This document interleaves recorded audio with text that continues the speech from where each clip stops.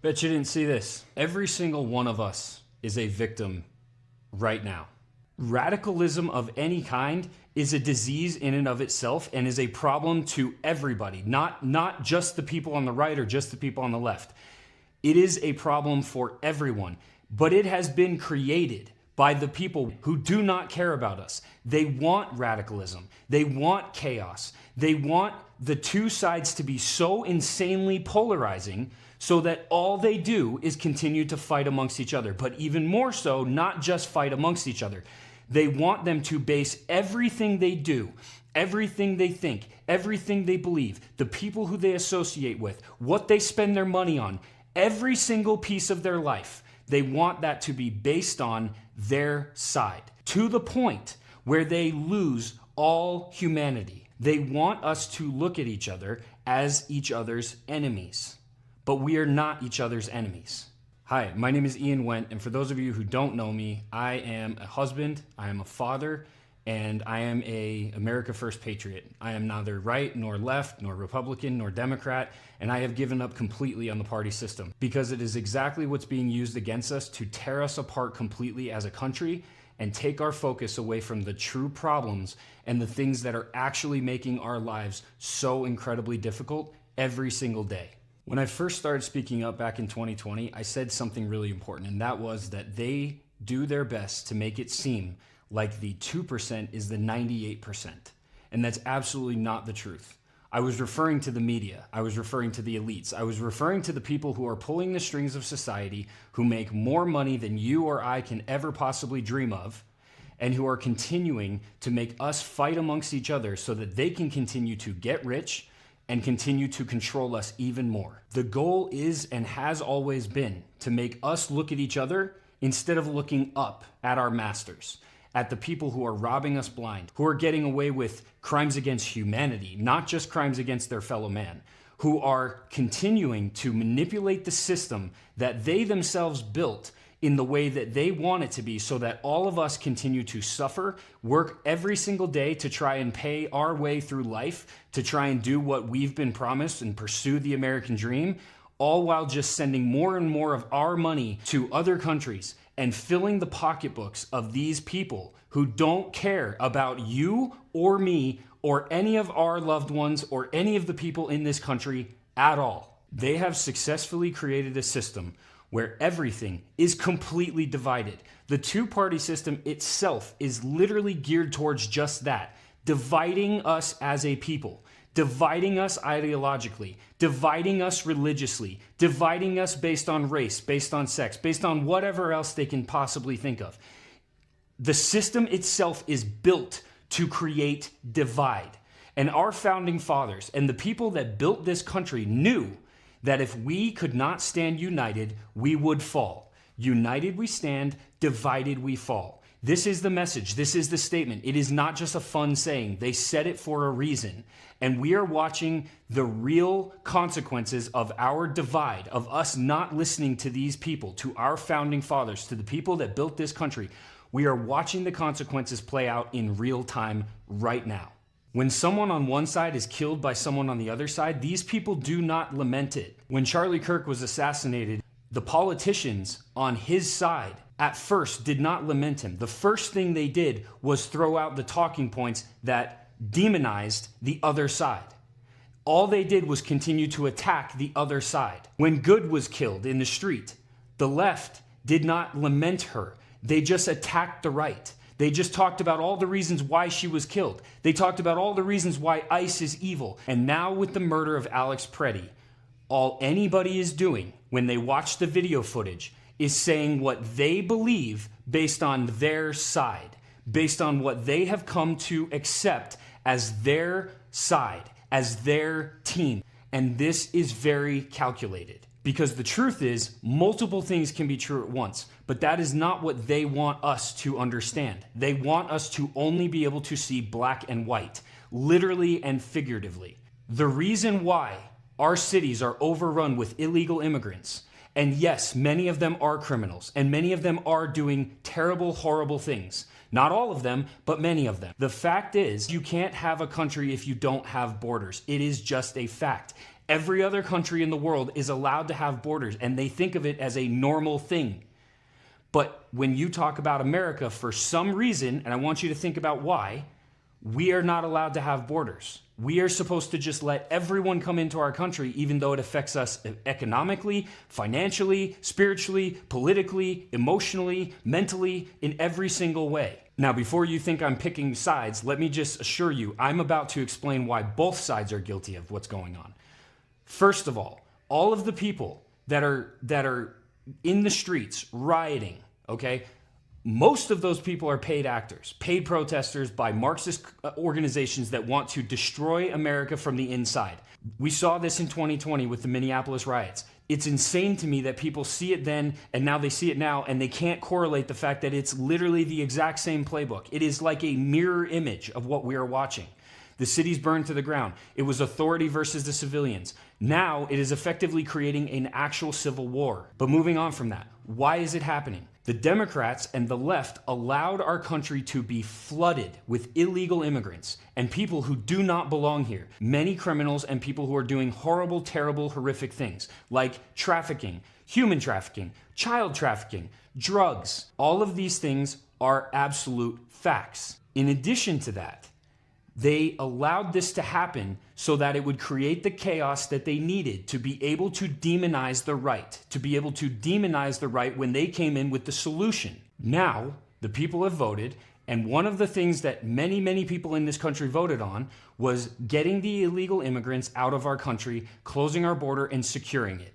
And that is, in fact, what is happening right now with ICE and with these organizations and with this current administration.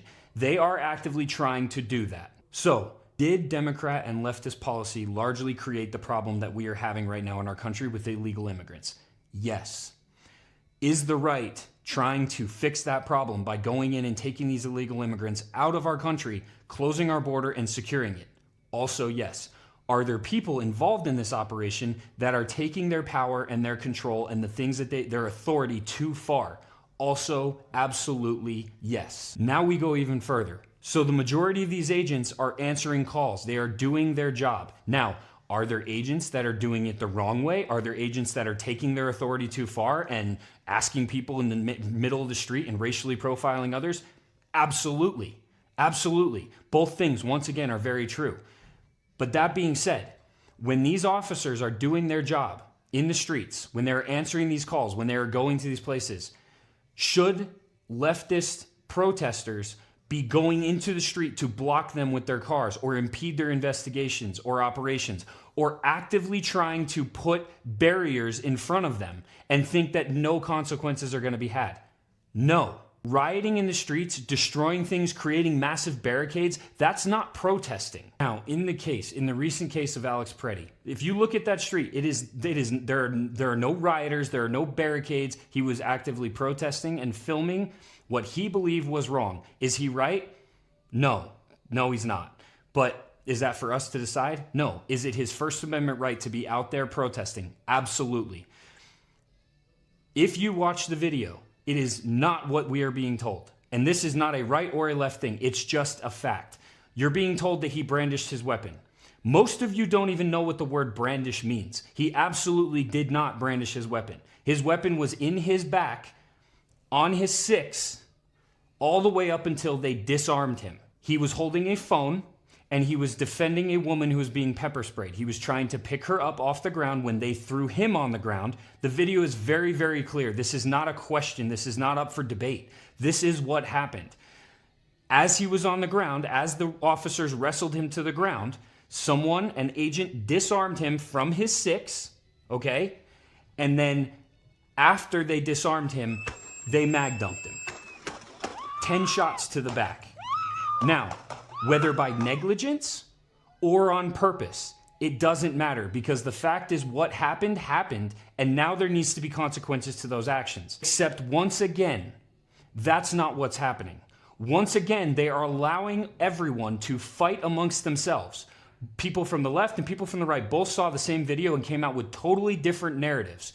And the narrative that is being told by the administration and by the authorities is one that is completely and utterly false. Because the fact is, when Kash Patel, director of the FBI, says that we are not allowed to carry firearms at a protest, or that there's some kind of stipulation. No, shall not be infringed means shall not be infringed. There is no, oh, but this, or oh, he shouldn't have done this. No, once Alex Preddy was on the ground being dogpiled by 3 to 4 different men, should he have been shot in the back 10 times? Disarmed and then shot in the back 10 times?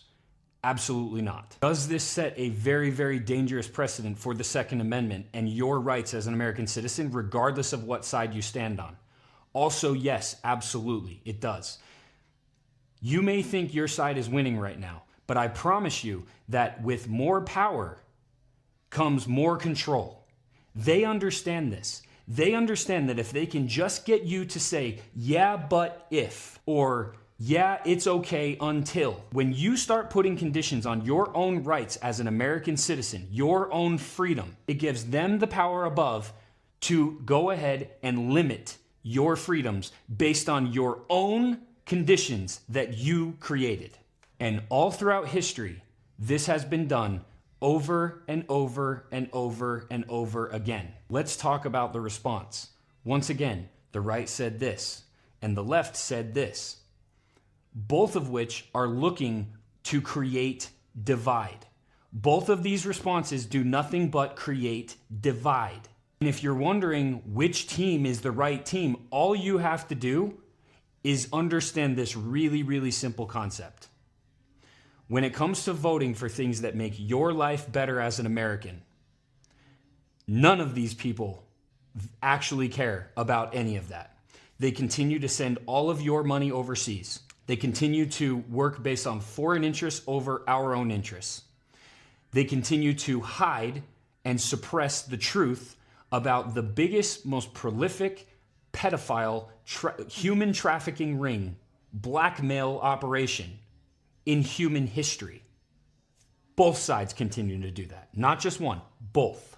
And we just keep on gobbling it up because we forget all of these things that they're doing. They continue to get us in more and more wars. They continue to advance their own interests over the interests of the American people, you and me, while we all fight amongst ourselves over the chaos that they create. So who should you be mad at? You should be mad at them. The left, you should be mad at your leaders who allowed all of this to happen and who are continuing to perpetuate it and continuing to egg you on to do more and more and more and cause more and more and more violence. That's who you should be angry at. You should be angry at your leaders who are laundering all of your money through these nonprofit organizations and getting rich off of your hard work as you struggle every single day to even feed your family.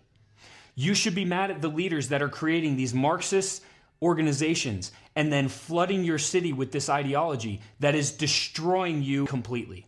And the right, who should you be angry at? You should be angry at the people that are continuing to take your hard-earned tax dollars to spend it on other countries and other interests to start more wars, to create more dead Americans and more money that goes towards the war machine that doesn't do anything for you or I, but continues to enrich and strengthen and give more power and more control to the leaders of the right-wing movement. You should be angry at the media personalities and the influencers and all of the people that continue to tout this propaganda that gets you riled up and pissed off and continually looking at other people instead of looking up solely because they get paid for it or because they have been completely manipulated and given a platform because they're that easy to control. And finally, you should be angry at the people who made promises to make this country great, to change your life, to make your prices go down, to make your life more affordable, to create more American jobs,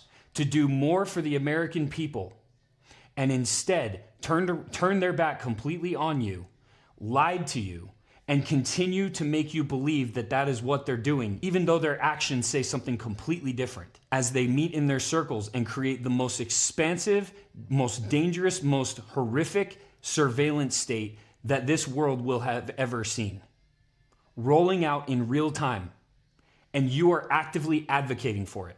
And finally, what should we all be mad at collectively? The fact that there's been no arrests and there's been no accountability for the crimes against humanity for the last few years.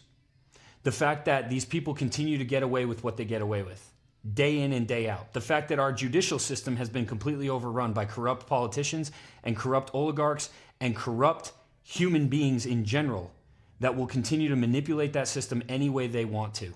The fact that America continues to come second, third, fourth, fifth, and even last in many of these people's minds. The fact that despite all of the tragedy that's happening in our country right now, all they can focus on is the chaos that they themselves have created and continue to focus on other countries rather than our own.